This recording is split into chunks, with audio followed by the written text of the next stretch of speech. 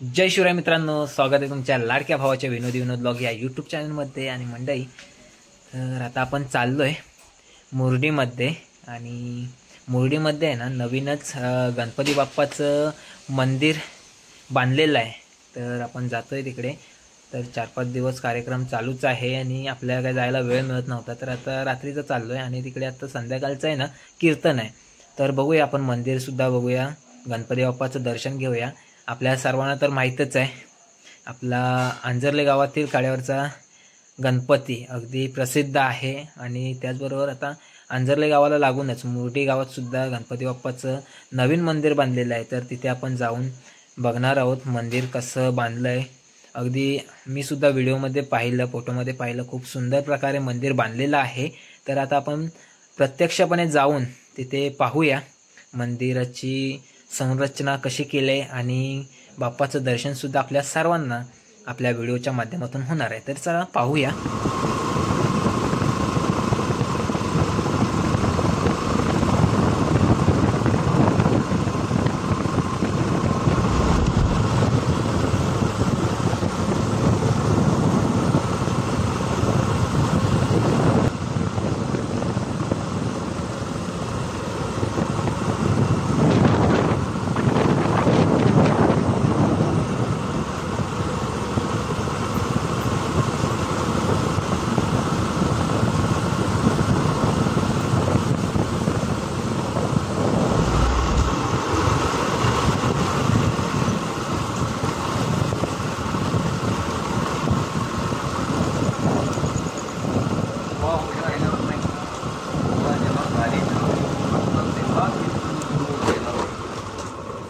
आपण तिथे जर आपल्या बरोबरीनं ते घेऊन येऊ शकलो तर थोडंसं काहीतरी आपल्याला साधता येतंय असं म्हणायचं. ते 10,000 जप करायचं असेल तर 40,000 करा म्हणून सांग.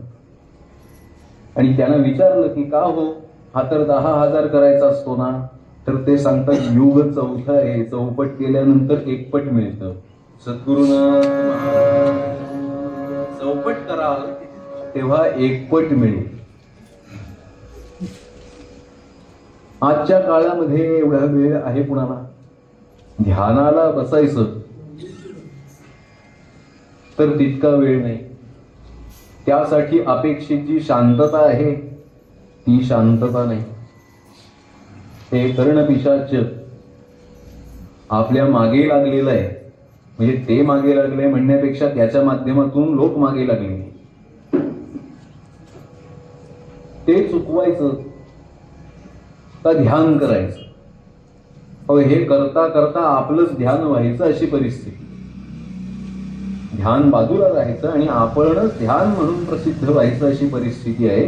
ध्यान आजच्या काळामध्ये करणं कठीण आहे. ध्यानानं सिद्धी प्राप्त होणं अवघड. यज्ञयागादी कृत्य करणं हेही म्हणावं इतकं सोपं राहिलेलं नाही. कारण त्याचं विधिविधान माहिती असणारे असे पुरोहित उपलब्ध झाले पाहिजे. पहिल्यांदा ते उपलब्ध झाले तर आवश्यक सामग्री मिळाली पाहिजे. आणि ती नुसती नको, शुद्ध स्वरूपामध्ये मिळाली पाहिजे. जर मला पूर्ण फल हवं आहे तर पूर्ण विधी हा माझ्या हातून घडला पाहिजे. समर्थ म्हणाले, यथा सांगते कर्म काही घडेना, घडे कर्म ते पुण्य गाठी पडे. कर्म घडलंच तरी पुण्य काही गाठीला जोडलं जात नाही अशी परिस्थिती. तिथूनही पुढे आलो. परिचर्या सेवा ही जरी सोपी वाटत असली तरी आचरण कठीण. कारण जो सेवक आहे त्या सेवकाला बरंच काही ऐकावं लागतं, मग बरंच काही ऐकायला मिळतं. सद्गुरूनं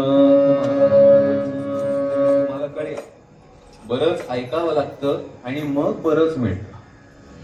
पण आता बरंच ऐकण्याची वेळ ती निघून गेलेली, ते ऐकायला वेळ नाही अशी परिस्थिती आहे. सेवा करून राहणं, सेवेनी परमात्मा संतुष्ट करणं हेही आजच्या काळामध्ये कठीण. मग हा जो कली श्रीमद भागवताचे टीकाकार श्रीधर स्वामी म्हणाले, नायम कलिही अपितु कलह. हे कलियुग नाही, कलह युग आहे. अशा या कलह युगामध्ये जगत असताना अत्यंत दोषी असलेल्या या युगात वावरत असताना काय करून राहावं असा प्रश्न पारमार्थिकाला पडतो, श्रद्धावंताच्या मनामध्ये येतो. आणि अशासाठी श्रीमद भागवतकारांनी जे सांगितलं त्याचा अनुवाद मोरोपंतांनी केला. मोरोपंत म्हणाले, कितीही दोष या कलीजवळ असले तरी मोठा कलीचा गुण हा, मोठा कलीचा गुण हा की केशव कीर्तनेची सर्वतरे. मोठा कलीचा गुण हा की केशव कीर्तनेची सर्वतरे.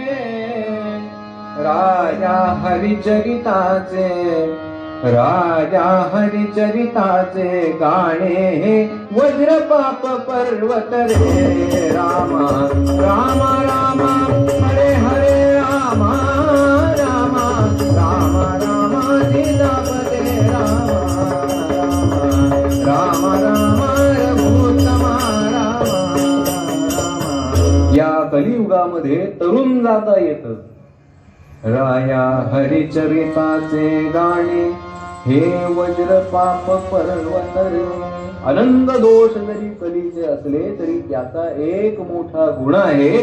तो गुण असा आहे की भगवत संकीर्तन, भगवन नाम संकीर्तन, लीला संकीर्तन वा. भगवत गुण संकीर्तन जो कोणी करील तो हा कली तरुण जाईल.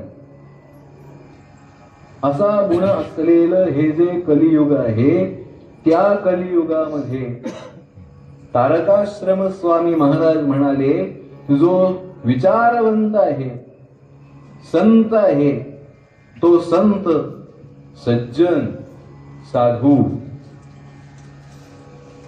तपा न करी, तो तप करीत बसत नाही, तो तप करीत बसत नाही. संत तपा न करी, तो तप करीत नाही. मग तो काय करतो? संत तपान करी कथामृत, संत तपान करी. कथामृताचं संतत पान हे तो करत राहतो. इंद्रियांचा आपण जर विचार केला तर असं आपल्याला स्पष्टपणाने दिसतं. म्हणजे असं आपण सगळेजण शिकलेले आहोत की 5 कर्मेंद्रिय आणि 5 ज्ञानेंद्रिय. 5 ही कर्मांसाठी आहे, 5 ही ज्ञानप्राप्तीसाठी आहे. आणि ते ज्ञान प्राप्त करत असताना 2 प्रधान मार्ग आहेत ज्ञान प्राप्त करण्यासाठी. पहिला मार्ग जो आहे तो वाचून शिकणे, वाचणे आणि ज्ञान घेणे. मराठीमध्ये आपण म्हणतो वाचाल तर वाचा. जर आम्ही काही वाचू तर आम्हाला काहीतरी मिळेल, मग कळेल आणि मग आचरणात येईल. पहिला मार्ग असा आहे की नेत्रांनी, लोचनानी एखादी गोष्ट पाहायची आणि शिकायची, निरीक्षण करायचं आणि शिकायचं. जे चाललं आहे ते पाहायचं आणि त्यातून ग्रहण करायचं, हा एक मार्ग आहे. आणि दुसरा मार्ग आहे तो आपल्याकडे पूर्वापार आहे, तो श्रवणाने शिकणे. आजही वेद शिकताना, उपनिषदांचा अभ्यास करताना, गायन संगीताचा अभ्यास करत असताना, कीर्तनाचा अभ्यास करत असताना वाचून शिकणे नाही, ऐकून शिकणे. ऐकून शिकणे. भगवंतांनी 2 जे कर्ण दिलेले आहेत त्या कर्णांनी श्रवण करणे हा ज्ञानप्राप्तीचा दुसरा मार्ग जरी असला, म्हणजे द्वितीय जरी मार्ग असला तरी अद्वितीय आहे. म्हणून श्रीमद भागवतकारांनी सुद्धा भक्ती सांगत असताना श्रवणम पहिल्यांदा जर काही सांगितलं असेल तर ती श्रवण म्हणून भक्ती सांगितली. मग कीर्तनम स्पष्ट आहे.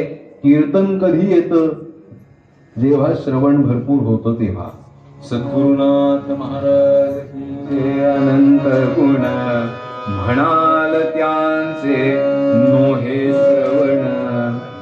जर असं म्हणाल की आम्हाला काही त्याचं श्रवण करणं शक्य होत नाही, एवढं एका जन्मात ऐकून होईल का?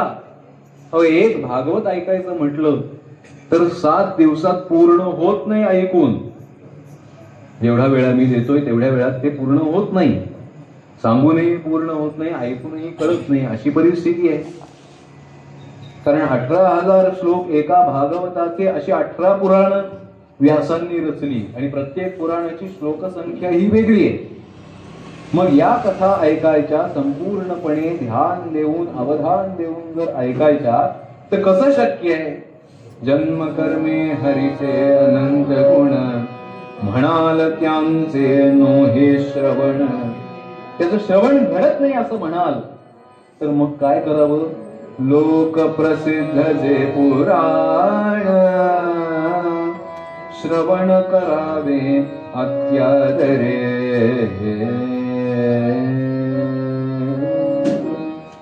लोक प्रसिद्ध असं जे पुराण याचं श्रवण करावं. आणि ते करताना कसं करावं? तर अत्यादरे हा शब्द महत्वाचा आहे. आदरपूर्वक, कोणताही संशय न घेता.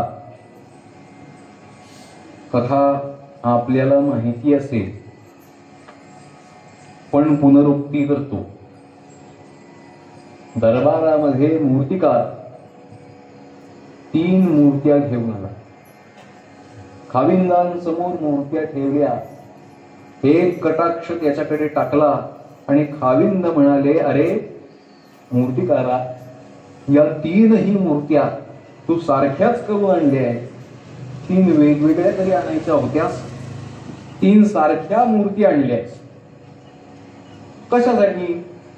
तो म्हणाला, काही प्रयोजनमानुद्दिश्य न मंदोपि प्रवर्तते. मी काही मंद नाही, त्यामुळे प्रयोजन वाचून मी काही या 3 मूर्ती घेऊन आलो नाही. 3 मूर्ती आणल्या आहेत, प्रयोजन आहे. काय प्रयोजन आहे?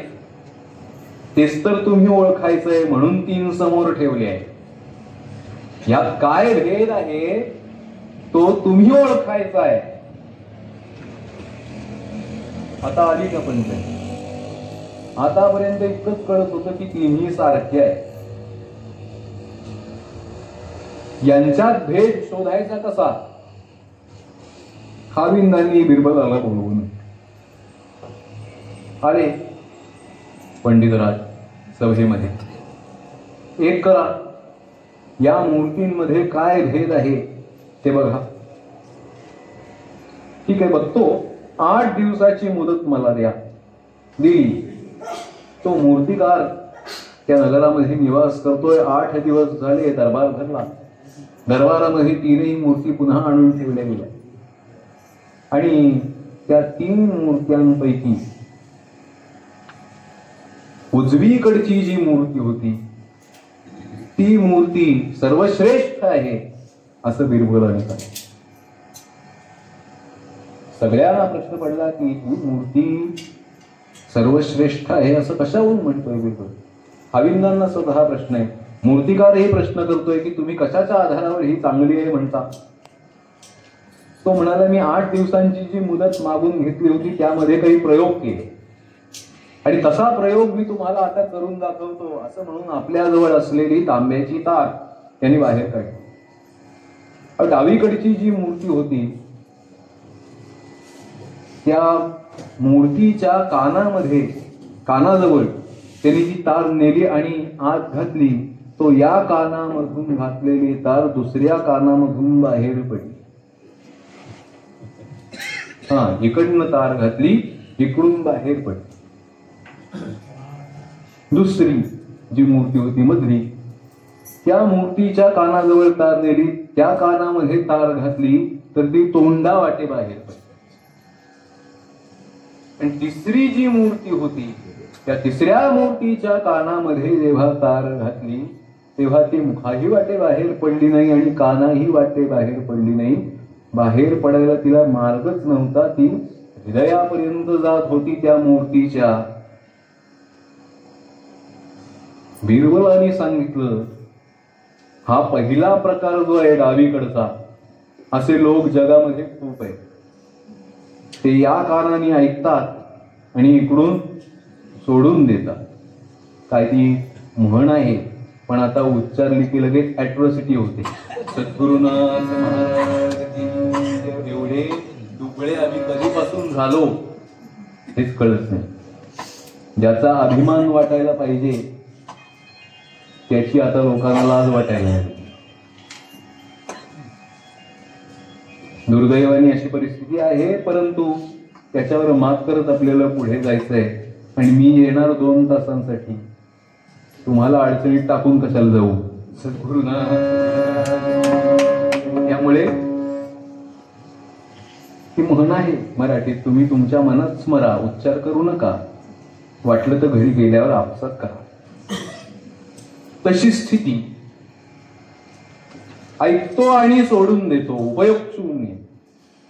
दुसरी जी जमात आहे, ऐकायचं आणि तुला म्हणून सांगते ना, बाकी कुणाला सांगू नको असं म्हणून 50 जणांना सांगायचं. जे ऐकलंय ते उघड करायचं लगेच. दुसरा प्रकार मध्यम. आणि तिसरा प्रकार, जे ऐकलंय ते कानाने न सोडता, मुखावाटे बाहेर न काढता मनापर्यंत नेणं आणि त्या मनामध्ये त्याच्यावर सारासार विचार करून आचरणामध्ये ती गोष्ट आणणं, हा उत्तम प्रकार. बिरबलानं सांगितलं, श्रवणाचे 3 प्रकार मला या मूर्तीमध्ये दिसले. डावीकडची मूर्ती ऐकते आणि सोडून देते, हा कनिष्ठ आहे.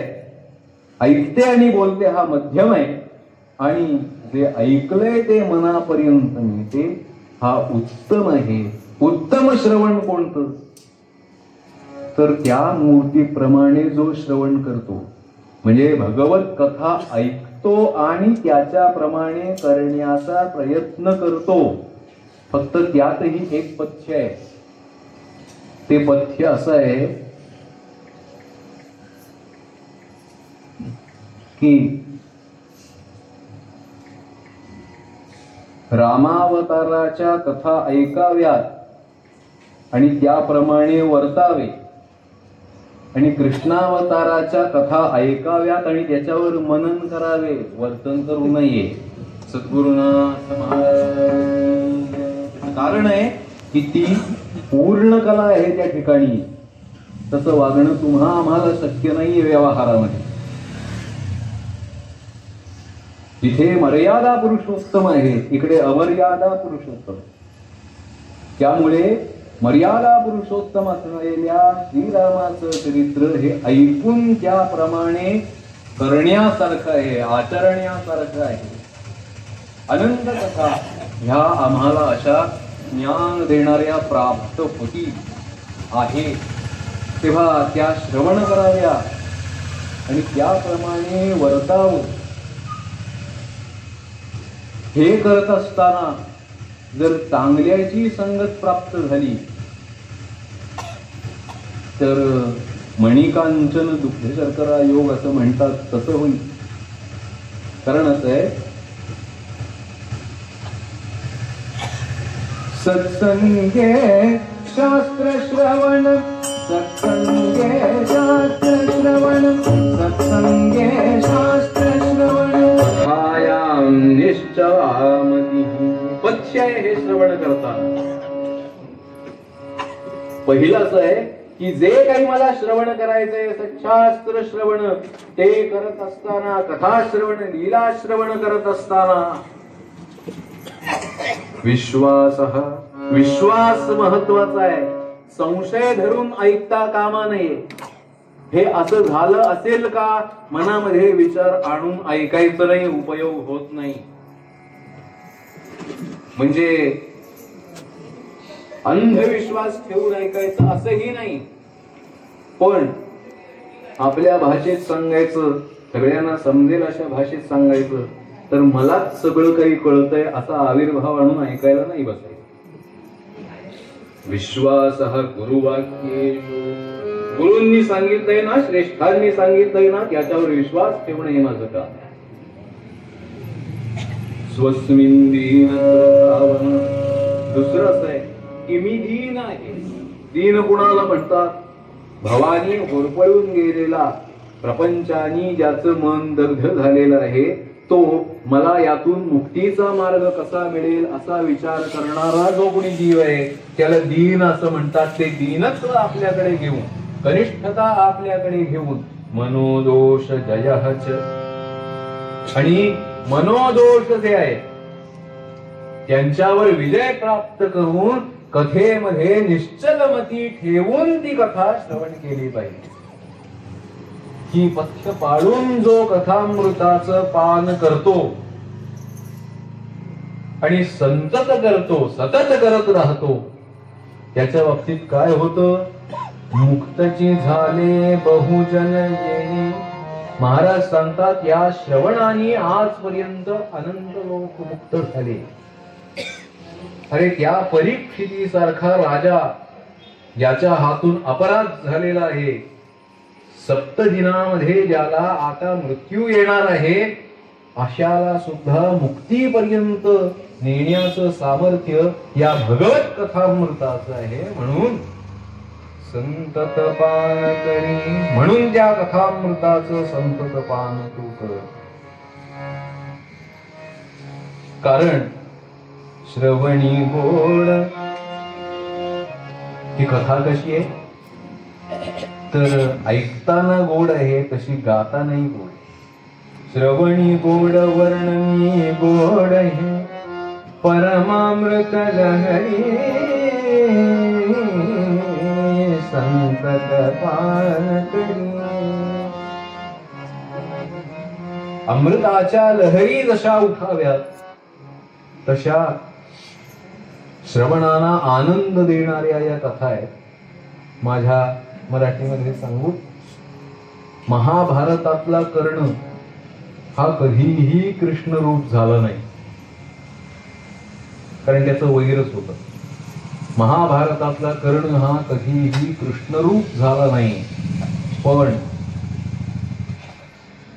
भगवत लीला कथा ह्या कर्णाने जर तुम्ही आम्ही ऐकल्या तर हा कर्ण मात्र कृष्णरूप होणं शक्य आहे.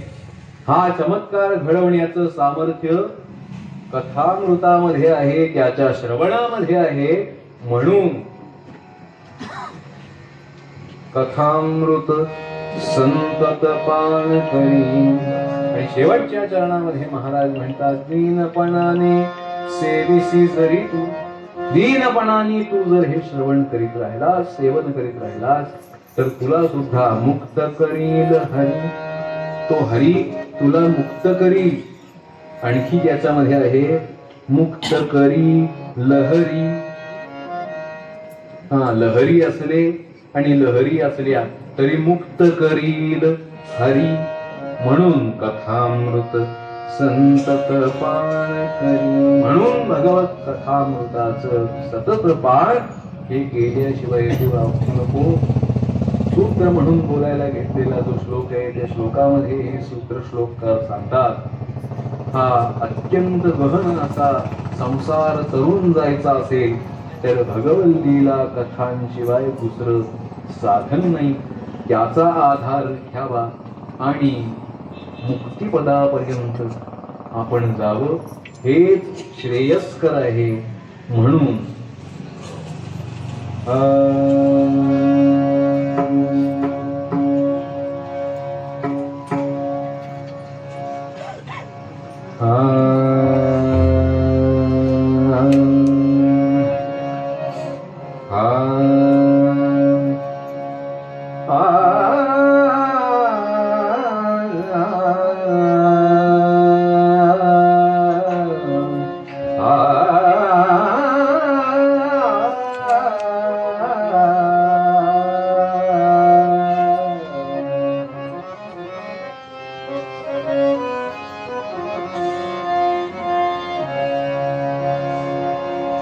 संतत पान करी तथामृत संतत पान करी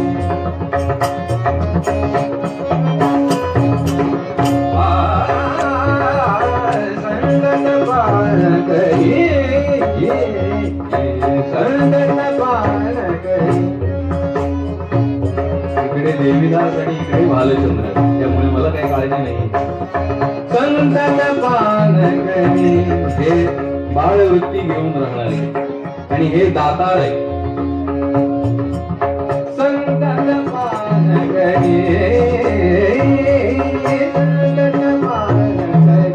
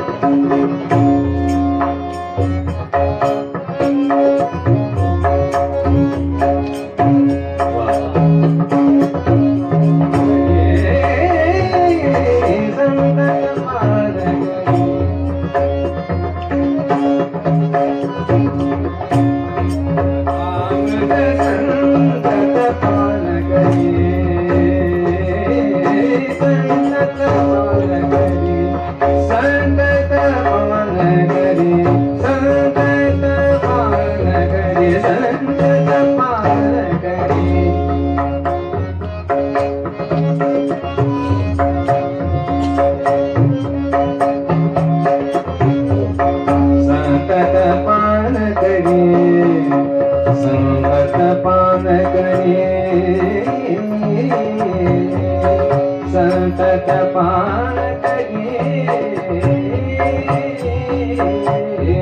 संतत पान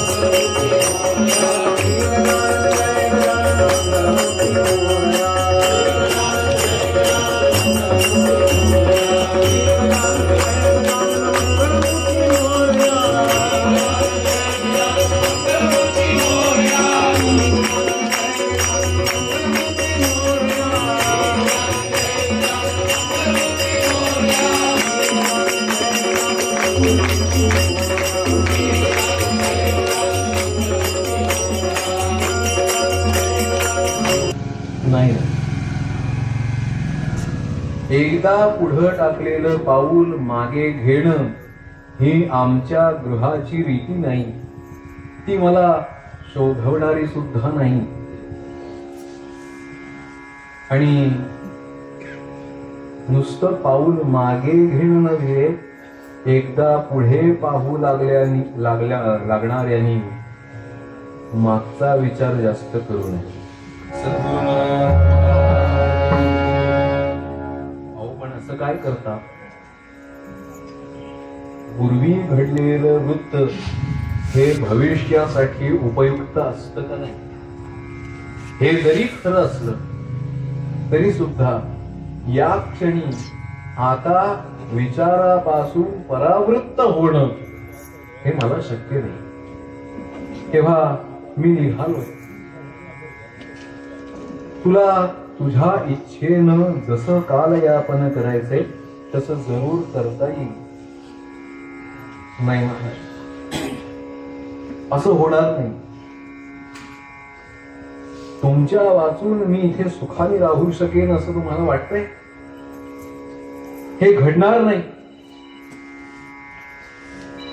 जेथे धव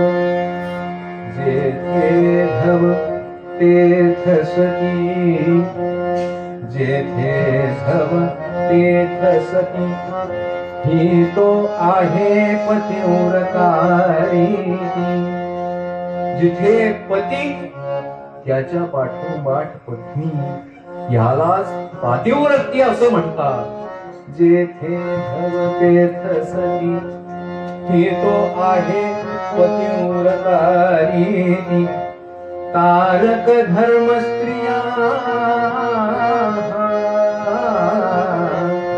तारक धर्म स्त्रियाने एकची हा नान्य धर्म. कार्यात सर्वदा बाळा षड्गुण वर्धन होवो.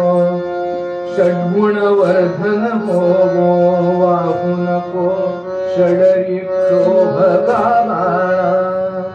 बाळा भगवंताचे जे षड्गुण आहेत तसे तुझ्या ठाई येतील का याचा विचार नित्य कर. षडरींचं स्मरण करण्यामध्ये तुझं जीवन वाया जाऊ नये याची काळजी कायम घे. या पत्त आणखी काय तुला सांगायचं, तू सोबत आहेस असं म्हणून प्रधानांकडे आपली नजर वळवली आणि म्हणताय. सप्त पवित्र तरंगिणी वाणी सप्त पवित्र तरंगिणी वाणी सप्त पवित्र तरंगिणी वाणी आणून नपन करावे. सप्त पवित्र तरंगिणी वाणी 7 पवित्र नद्यांचं जल आणून याला अभिषेक आपण करावा. पवित्र तरंगिणी वाणी आणून स्नपन करावे. अभ्युदयाने करुणिया अभ्युदयाने करुणिया श्रीमग छत्रधरा श्रीमग छत्रधरा श्रीमग छत्रधरा.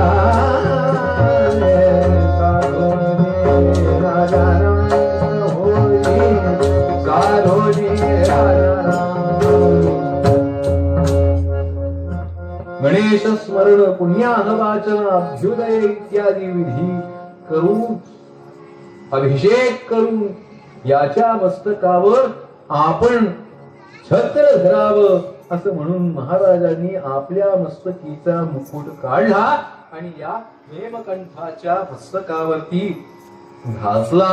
आजपासून या प्रजेचा कारभार बघण्यासाठी हा सक्षम आहे, हा माझा उत्तराधिकारी आहे. आता तरी माझी वाट अडवू नका. आपला सर्वांना इतका विश्वास नक्की असेल की तसंच काही कारण असल्याशिवाय हे राज्य त्यागून जाणाऱ्यांपैकी मी नाही. माझ्या खांद्यावरचं ओझं हलकं करण्यासाठी मी निघालो नाहीये, पण खरोखरच सांगतो आता ही वेळ माझ्यासाठी या राज्यात राहण्यास योग्य नाही. मला आपण जाऊ द्या एवढी प्रार्थना मी तुमच्या जवळ करतो असे शब्द महाराजांच्या मुखाने आलेले प्रजेने ऐकले आणि प्रजा दुःखित झाली. डोळ्यामधून आसू वाहतायत.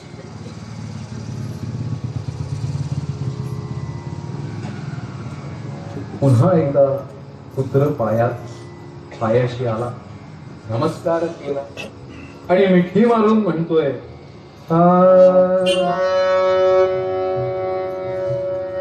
त्यजिता का नाथा आता त्यजिता का नाथा आता त्यजिता का नाथा.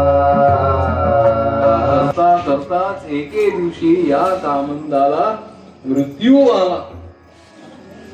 सोमकांता अरे याच्या पापामुळे हा पहिल्यांदा नरकामध्ये जाऊन पडला. त्या चित्रगुप्ताने आपल्या जवळ असलेली जी नोंद होती ती सगळी नोंद वाचली आणि त्याप्रमाणे शासन त्याला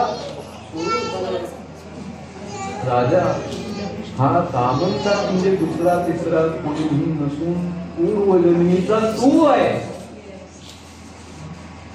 जे काही विनायकाचं देवालय तुझ्याकडून बांधलं गेलं होतं त्याचं पुण्य तुझ्या गाठीशी होतं आणि त्या पुण्य करून यमाने तुला विचारलं की तू बाप कधी भोगशील का पुण्य भोगशील. तू पुण्य म्हणालास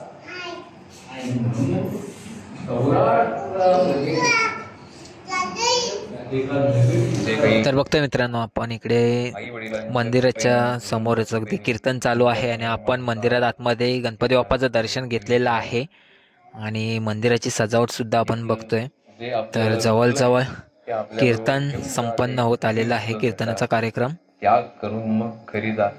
मगाशी मी म्हटलं की देवाला जो दाखवायचा नैवेद्य, तर आपण सुद्धा कीर्तन शांतपणे ऐकलेलं आहे आणि आता थोड्या वेळानंतर आपण सुद्धा घरी जाणार आहोत. त्यांनी प्रसाद द्यायचा असतो, म्हणजे प्रसाद म्हणून ते वाटायचं असतं. या गावामध्ये कीर्तन करणारी मंडळी आहेत, त्यांचे प्रतिनिधी म्हणून बापटबुवांना एक काव्य सगळं देतो. त्यांना कीर्तनामध्ये सांगायचं असेल, ज्या कोणा कीर्तनकारांना हे सांगायचं असेल त्यांनी त्यांच्याकडून घ्या. तुम्ही त्यांना प्रसाद द्या, म्हणजे हाच प्रसाद द्या. ते देतील तेव्हा हा सगळा प्रसाद भगवंताचा तुम्हा आम्हा सर्वांना कायम मिळो, इतकी प्रार्थना भगवंताच्या चरणी, भगवंताच्या साक्षीनं आज या ठिकाणी मी करतो. झालेली सेवा भगवत चरणाशी अर्पण करतो. मला कल्पना आहे की सगळं होईपर्यंत उशीर झालाय, पण ती काव्य सुद्धा 25 झाली. त्यामुळे ही सगळी भगवत कृपा आहे, भगवत इच्छा आहे. तेव्हा 21चा 25चा असा गणपतीला नैवेद्य दाखवावा, तसा पूर्ण व्हावा, अपूर्णता त्यात काही राखू नये म्हणून शक्यतो सगळी पदं म्हणायचा मी प्रयत्न केला. जे न्यून आहे ते भगवंतानं संपूर्ण करून घ्यावं अशी प्रार्थना करतो. तुकाराम महाराजांनी एवढं मागणं मागितलं तेवढं मागूया.